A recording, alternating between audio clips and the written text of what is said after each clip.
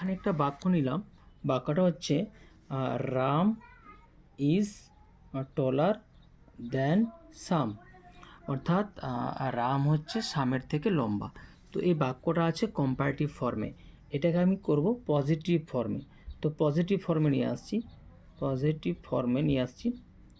Positive PD মিন positive. তাহলে বাক্যটা কী হবে, আমি বাক্যটাকে এভাবে নিয়ে আসতে মানে অর্থ একই রাখতে গেলে বাক্যটাকে করতে হবে কি, যে সাম is not as tall as Ram. তাহলে এই যে বাক্যটা আছে এখানে আছে সাম, এটাকে প্রথমে নিয়ে আসলাম কি লিখলাম, সাম।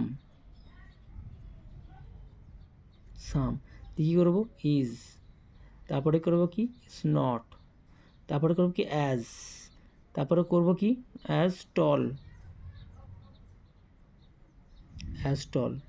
অ্যাজ রাম। ব্যাস, বাক্যটা হলো পজিটিভ ফর্মে। কী ছিল, রাম ইজ টলার দ্যান সাম, হয়ে গেল Ram is not as tall as some.